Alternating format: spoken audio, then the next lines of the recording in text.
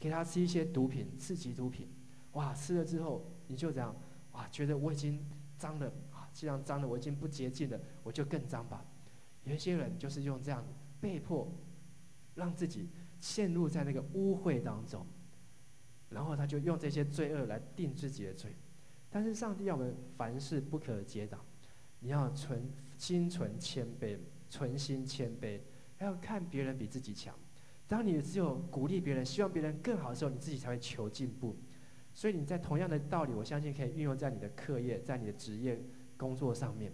当你希望你的办公室的业绩，别人业绩越来越好的时候，你自己的业绩就会跟着提升。当你希望别人成绩越来越好的时候，你自己的成绩也会跟着提升。但是如果你只希望自己能够踩在别人头上，然后自己往上爬，相对你可能把自己关在一个罪恶的圈氛围当中，最后久了之后，你所处在就是这个罪恶的环境，非常不快乐。第四个，上帝他要在这些的公义、罪恶、管教当中有他永恒的旨意。这永恒的旨意是上帝早就已经宣布，就是要追求公平公义的良善，追求公平公义的良善。第5章的14节、15节这样说：要追求良善。看得到的话，我们一起来读，请。要追求良善，摆脱邪恶，你们才有生路。这样就照你们说的，上主万军的统帅上帝才会真正的与你们同在。要嫉恶如仇，喜爱良善，在法庭上伸张正义。这样，也许上主万军的统帅上帝会对这国家的纯末之民显仁慈。上帝在这边很清楚，他要的很简单，追求良善，追求公平公义，这么简单的道理，但是却没有办法做到，不容易做到。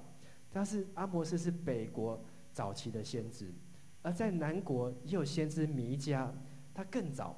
好，他在弥迦书里面就说：神已指示你何为善。神所世人啊，神所要是什么？就是要你行公义、好怜悯、存谦卑的心，与你的神同行。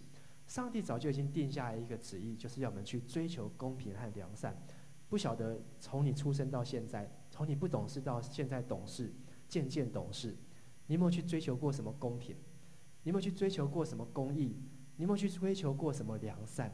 有啦，妈妈不公平，哇，爸爸不公平，我都在我家搞革命呢。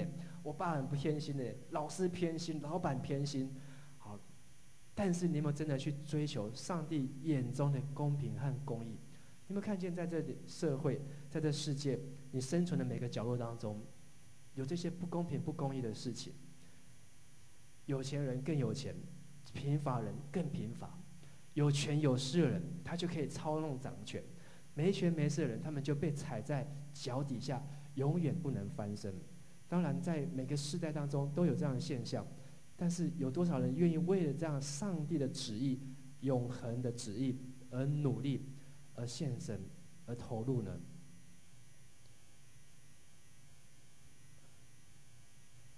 ？24节，我们一起来读：其实你们应该像江水滚滚涌流，不屈不挠地伸张正义，像溪水川流不息，始终不懈地主持公道。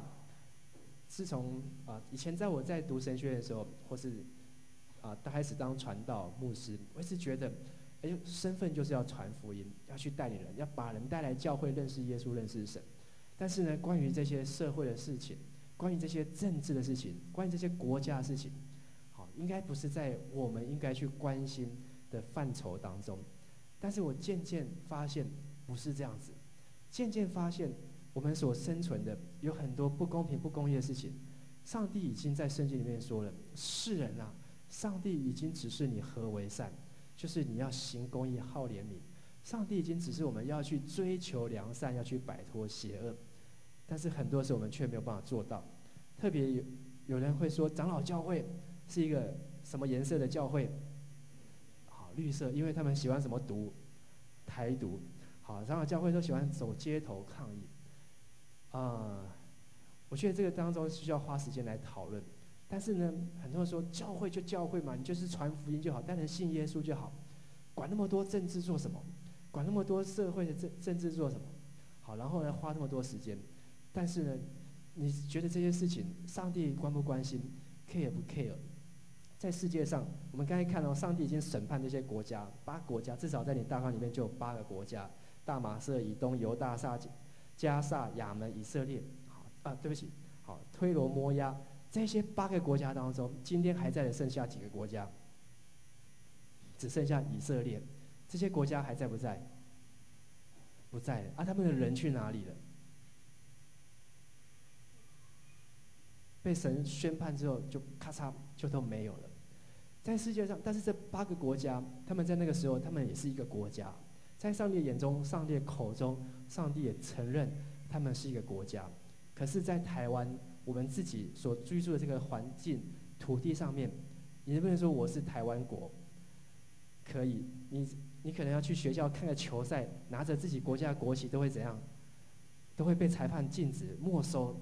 你可能在这个什么陈玉林来台湾的时候，你在街上都不能说我是台湾人，你甚至不能表示你自己国家的身份。如果你在台湾你感受不够明显，你可以去到国外，去到其他国家。为什么其他国家，譬如说这礼拜开始的 G20 的高峰会可以在韩国开？韩国它也不是没有对敌啊，它也是有北韩的压力啊。为什么韩国他们就可以成为一个国家，而台湾却不行了？我觉得这当中你要花时间去思想、去了解、去看。我觉得这真的是在我们的所身处的环境当中，本身就是在一个不公平、不公义当中。你能够觉得说视若无睹吗？你在一个没有身份、没有认同的一个环境当中，你能觉得说我可以这样子去过一辈子吗？或许你这一辈子可以，但是或许你有一天这样子的心态下去可能100-200年之后就没有台湾了，只有中国。100-200年之后没有台湾人，只有中国人。你会期待这样的现象吗？你会期待说我们就统一吧？好，台湾这个地方本来就是中国的一部分。或许如果中国又继续这样心态下去，像这些国家都有可能从这历史上，从这个地球上被除灭、被除名。但是当你追求公平、追求公义、追求神的永恒的旨意良善，你就会跟神一起同行。这个国家会跟神一起同行。美国这样子起来，但是美国会不会掉下去？也有可能。如果当他不再去追求公平公义，当他这个国家不再追求良善，当这个国家的总统执政者已经不关心这些不公不义的事情，只关心自己的私利，只关心自己的口袋的时候，这国家也要跟着衰败，跟着掉落下来。最后一个诚心的陨落，就是拒绝上帝的警告。刚才我们所看到的6个外邦国家和2个上帝的子民国家，先后都被上帝所修理。但是侥幸的是，只有以色列人这2个国家还能够灭国之后，1900年之后还能够复国，其他这些国家已经被灭得干干净净。但是为什么一个国家不能够知道危险，不能够及时踩刹车呢？因为他们拒绝警告。第8章的11到12节，就是阿摩斯他所看到的现象。从南到北，从东到西，他们要到处寻找上主的信息，可是都找不到。在那一天，连美丽的少女和强壮的青年也会因为口渴而昏倒。当人如果渐渐厌弃上帝的话，圣经很好啊，圣经里面有上帝的话，圣经是流传了几千年啊，是非常有价值的经典。可是呢，我没有兴趣，我没有时间，我不想读。当人开始厌弃上帝的话，牧师的讲道讲得很好啊，讲得很对啊，可是呢，不关我的事情。当人开始对上帝的话没有回应，对上帝的呼召没有感动耶稣说来呼召我去参加小组长的训练，没有感动。我都不是指每一个人，是说你自己有被呼召到，你觉得你应该，你时间也 OK， 但是呢，你却拒绝。上帝说，这些人，不管你是在怎样的美丽的少女，在怎样的强壮的青年，都会因为没有口渴而昏倒。什么情况会口渴到昏倒？因为没有水可以喝，不是他们不想喝哦，他们不喝，是根本就没有水可以喝。他们生命枯干到已经完全没有水分，虚脱脱水而昏倒，昏倒如果再没有水就休克，休克再没多久就挂了，就死了。当一个国家或是大到一个国家，小到一个个人，如果我们对上帝永恒的旨意不参与，对上帝永恒的旨意没有反应，你不回应，有一天这个上帝他会到处去寻找。好，但是你会去到处寻找上帝，却找不到。上帝说这些话已经讲过了，你不用再来找我了。但是呢，你会找不到食物，有一天你会口渴而死。撒旦是怎么样来？撒旦他的名字就是明亮的晨星，明亮之星，明亮的晨星。在以赛亚书14章的地方提到撒旦，撒旦他就是拒绝上帝的警告。在以赛亚书，上帝已经警告他：好，撒旦啊，好，你是明亮的晨星啊，你是星星里面最漂亮那个，你是所有星星里面最早的第一颗的。但是呢，你是全然的美丽，完全的智慧，但是你却骄傲，想要与神同等。上帝已经警告，但是撒旦拒绝，所以上帝就被撒旦就被上帝打下来。好，而撒旦就带着怒气，在这世上继续率领人拒绝上帝。如果当你听到上帝的信息，而你拒绝，你要很小心，因为你有可能就是因为这样而加入了撒旦。刚才我们所看台神的影片当中，有一个弹吉他的，那个在 pub 里面驻唱的，他说他以前是个基督徒，因为这礼拜我遇到他，然后跟他分享，说哦，你为什么这么晚才来念神学院？而且他还是香港人。他说他因为后来他本来小时候在教会，但是后来他远离神之后，他还厌恨神，所以他还参加了撒旦教，他还加入了撒旦教。好，在这当中有很多的故事，但是上帝居然还是救他，把他从里面拉了出来，而且让他愿意回应上帝的呼召，他要献身，他要读神学院，所以他现在40几岁，他才要刚开始在神学院来就读。这也是一个见证，因为他最后还是听进去了上帝的话语，上帝的信息。今天的结论是，人的软弱不能改变上帝永恒的旨意。我们知道人很软弱，人会骄傲，人会贪图虚浮的荣耀，人会追求外在金钱物质，人很容易就绊倒，甚至上帝告诉他的话，第一次他听到，但是过10分钟他就忘记。你再怎么软弱，但是上帝的旨意永远不会改变。所以唯有你紧紧抓住上帝的旨意，你才不会永远掉在软弱下面。很多当中特别在座我们的年轻人，你现在在这边，你有心，你想要服侍，但是如果你没有紧紧抓住，你很快可能就一放手就掉了。我相信有一些人可能会这样子，但是我祷告每一个人都要被上帝的手所抓住。你知道很多人都是当他1次不来教会，2次不来教会之后，他就养成习惯不需要去教会，不用上教会，然后就开始渐渐远离神。他做什么事情都是靠自己凭感觉我不去教会，在家里面可以看好消息啊，我不去教会，至少我自己可以灵修啊。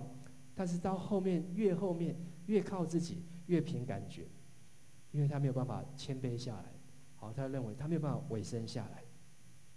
而年轻人，你应该要刚强接受上帝的呼召和使命召命。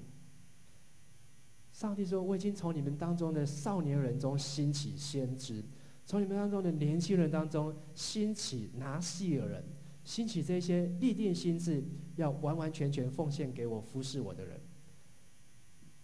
年轻人就是有这样的特质，因为他没有负担，他没有家累，他能够很快的回应神。但是问题在于他是不是能够恒心来持守。当每次在呼召的时候，年轻人总是深受感动，一涌而上。但是真正最后留下来的能够有多久？都是这些，可能真的年轻人来得快，去得更快。所以年轻人，当你接受上帝的呼召，你就要一个立定心志。巴克里牧师他16岁就接受呼召，到他80几岁，不知道是80几岁过世的时候，从16岁立志要献身，到他80几岁过世。他在他每一年生日的时候，都把他的受呼召的那个祷告决志文，他写一个决志的祷告文，决志祷告，16岁写下来，每一年生日他就在那个决志祷告文上面签名，从16岁签到80几岁，从来没有断过。你可以想象吗？你能够想象一个这样刚强的这种信心和这个毅力吗？好，可能叫你立志做一件事情，我这个礼拜开始我要读圣经，第一天读了，第二天读了，第三